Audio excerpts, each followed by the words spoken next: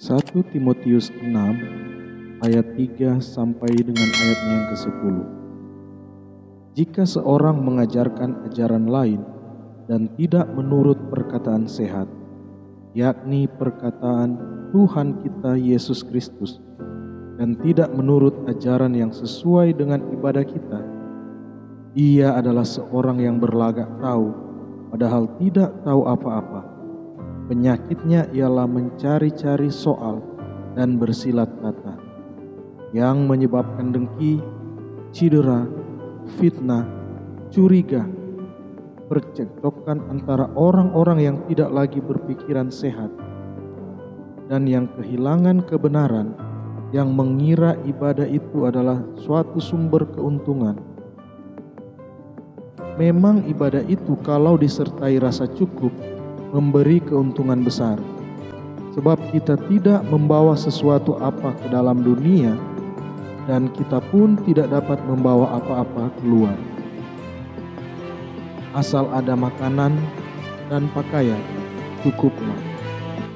Tetapi mereka yang ingin kaya terjatuh ke dalam pencobaan, ke dalam jerat, dan ke dalam berbagai-bagai nafsu yang hampa dan yang mencelakakan, yang menenggelamkan manusia dalam keruntuhan dan kebinasaan. Karena akar segala kejahatan ialah cinta uang. Sebab oleh memburu uanglah beberapa orang telah menyimpang dari iman dan menyiksa dirinya dengan berbagai-bagai duka. Firman Tuhan mengingatkan kepada kita semua bahwa uang adalah akar dari segala kejahatan. Karena memang ketika orang berburu uang, dia akhirnya menyimpang dari iman. Banyak orang melakukan kejahatan didasarkan pada kecintaan terhadap uang, meskipun uang itu adalah netral. Karena kebutuhan akan uanglah, maka banyak orang rela melakukan apa saja, yang penting bisa memperoleh alat tukar itu. Hubungan keluarga bisa rusak karena uang. Hubungan pertemanan bisa hancur karena uang. Partner bisnis jadi kecewa.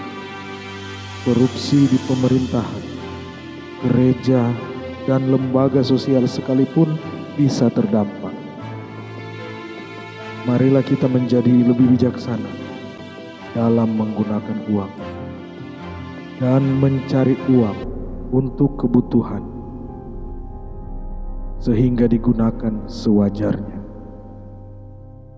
bukan untuk kepentingan pribadi dan merugikan orang lain.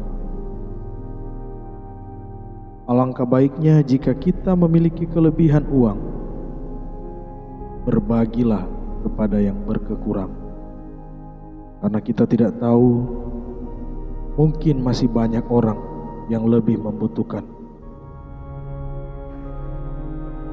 Apa yang kita tabur, itulah yang akan kita tuai. Alangkah baiknya jika kita memiliki kelebihan uang, kita memberi pemberian yang terbaik untuk Tuhan kita. Karena janji firman Tuhan adalah ya dan amin. Marilah kita selalu memegang janji tersebut, karena Tuhan adalah Allah yang selalu konsisten. Manusia boleh lalai, manusia terkadang ingkar janji, dan banyak yang mengecewakan, tetapi Allah tidak pernah lalai dalam menepati janji.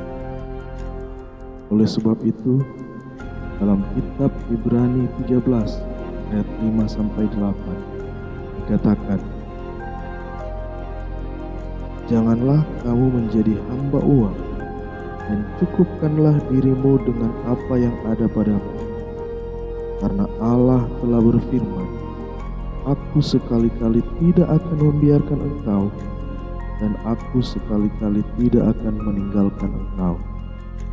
Sebab itu, dengan yakin kita dapat berkata, Tuhan adalah penolongku.